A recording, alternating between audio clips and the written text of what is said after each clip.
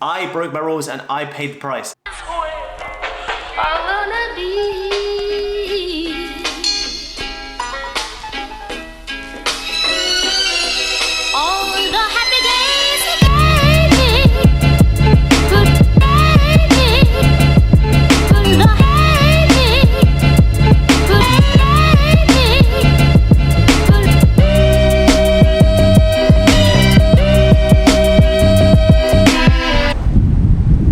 What's going on, guys? Welcome back to another day in the life. Today you guys are joining me from San Francisco. I'm trekking up an absolute huge hill right now, but we got the coffee to take you guys around a day in the life here for a few days before we head elsewhere. Just wanted to show you guys around. We're gonna go do a whole day trading, food tour, exploring, and lots of good stuff. So let's get on with it.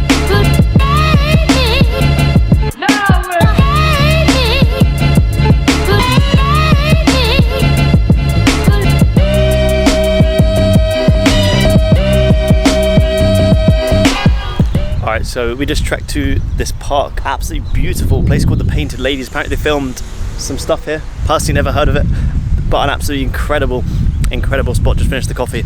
Now we're about to head back to the hotel because I'm changing hotel today. I need to grab some sun cream because I'm incredibly burnt. I don't want to get burnt again.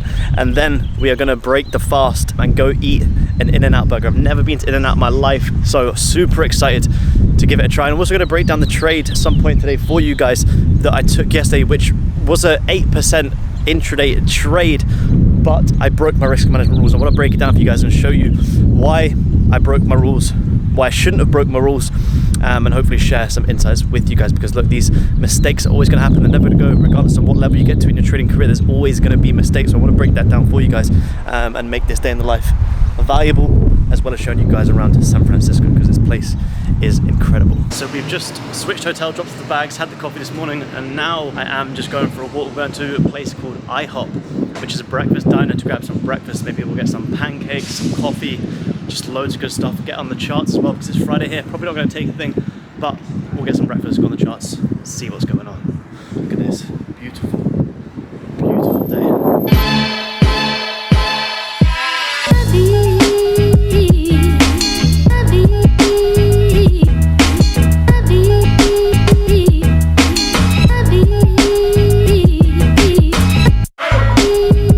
Alright guys, so we just had breakfast, trekked all the way to the Golden Gate Bridge, and it is incredibly foggy. I picked like the nicest day when I left the city, came up here, and the fog is just absolutely mental, so you literally can't even see it. So at least we get to see the start of it. We get to see part of the Golden Gate Bridge, but there's no point hanging around. It's just incredibly foggy, so gonna have a little walk, trek all the way back into town, get in some more steps, and then go hit In-N-Out.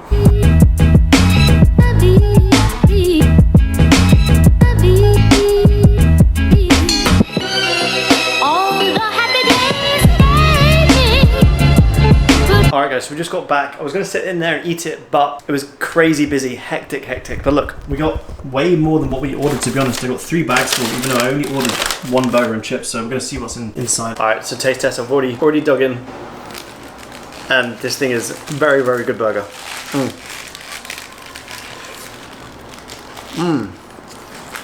But see what else is going on here, because we have 3 bags, and I have no idea what's in them, because I didn't order all this. It's quite good.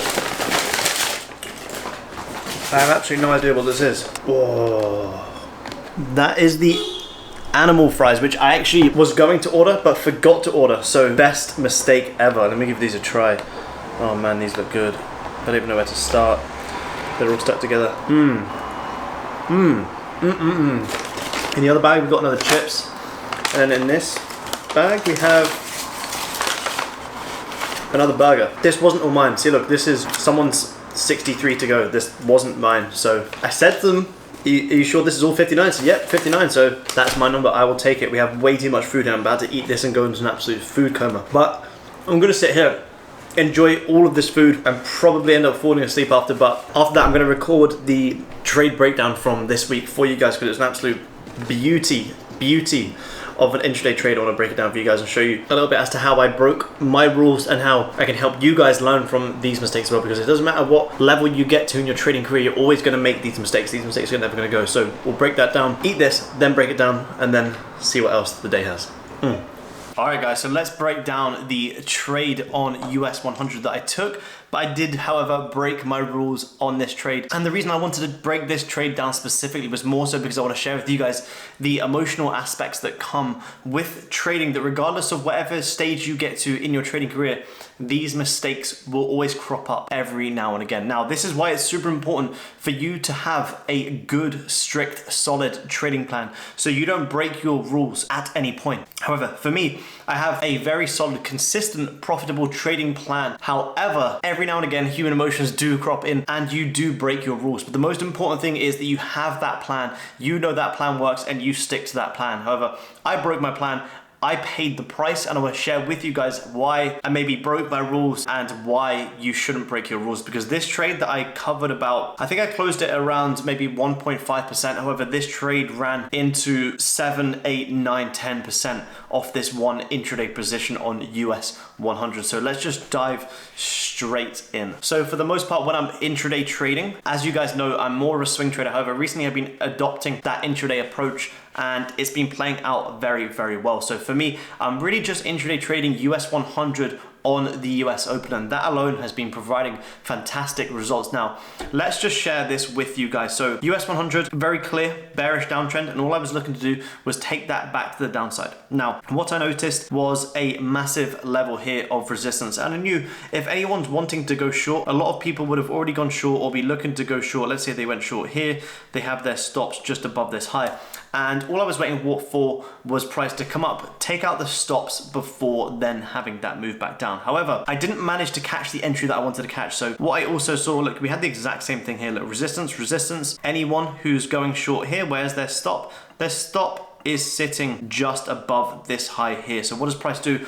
Price pushes down in their favor. Maybe they adjust their stop, but price comes up, takes them out, and then we start to move down. Now, originally, this is where I wanted to short US 100. However, this didn't come in the set time zones in my intraday trading plan. Therefore, I didn't execute that position, and I wasn't on the charts actively looking for a position. Now, for intraday trading, it's super important that you have strict trading hours. Otherwise, you're just going to spend so much time glued to the charts, and that is only going to have a detrimental impact to your trading career. You want to have your set trading hours. Maybe you trade 3 hours of London, you trade 4 hours of US, whatever it may be. Figure out your times, backtest them, and stick to them. So for me, I didn't catch the early entry here where I was looking to get involved. I was going to go short here, and I was going to have my stop loss just above there, looking for this really, really nice play down. However, it didn't come in my trading zones, and I wasn't really too bothered because at this point here, we were very, very bullish. We pushed up higher. We were kind of correcting, quite a strong push up. So there was no real reason for me to want to go short here.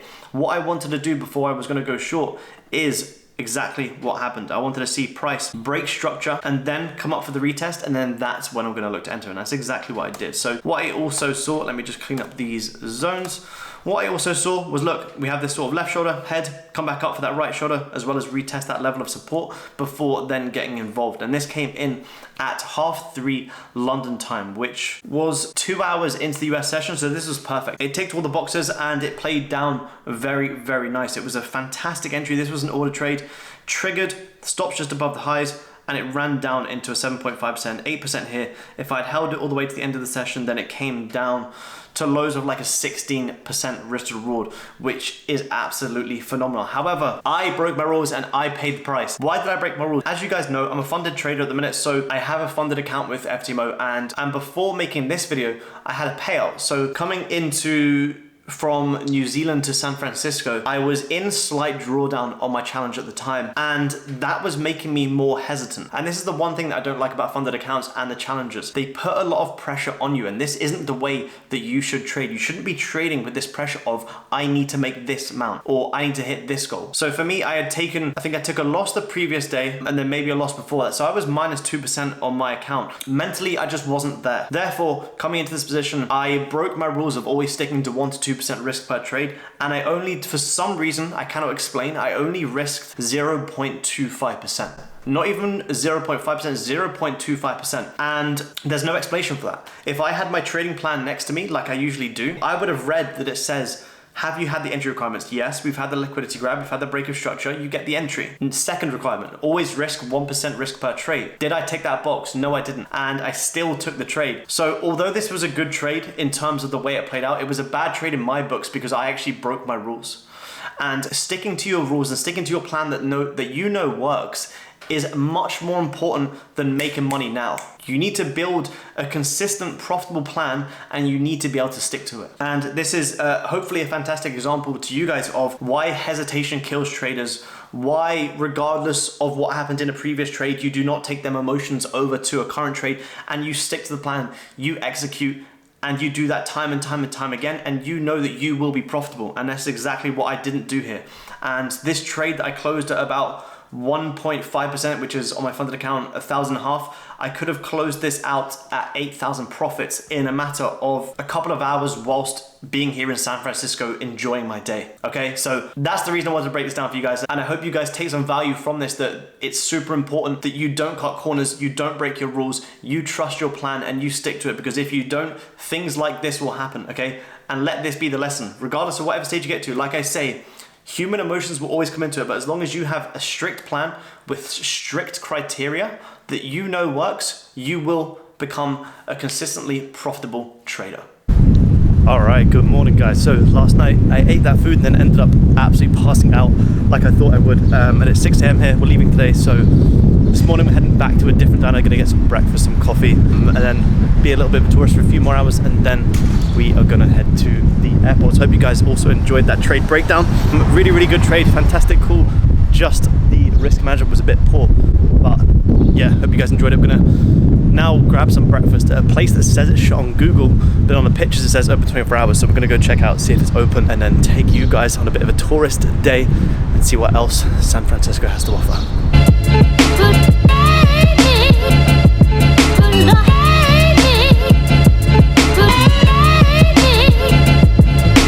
Alright guys, that's breakfast done. Breakfast was incredible. French toast, eggs, sausage, bacon, absolutely beautiful. Now just going on a trek up here, get some steps in before we go back, pack, and get ready for the next adventure and the next trip. But look at this. So I think this is the main street where the cable car comes down. When you get the picture from the very, very top, I think this is the main street. So we're gonna go head to the top, well, trek to the top. I don't know why I didn't get the cable car up, maybe we'll get it back down. Trek to the top, take some pictures, and then go back to the hotel. Get packing, because in a few hours we are off. If you guys ever get the chance to visit San Francisco, it is a must. Incredible, incredible place. So much to see and do, and so much to eat, as you guys have seen. Pretty much just been on an absolute food eating tour, but it's been great. So let's get on with the rest of the day. Look at this. Morning steps, burning off that breakfast. Whew. Alright guys, so we're going to wrap up this vlog San Francisco video here. Hope you guys enjoyed it. Enjoyed a little insight into San Francisco, and hope you guys enjoyed the trade breakdown. But for now, I will catch you guys in the next one in a brand new destination. Peace. Oh, also, don't forget to like, subscribe, smash all them good buttons. And now, I'll catch you guys in the next one. Peace.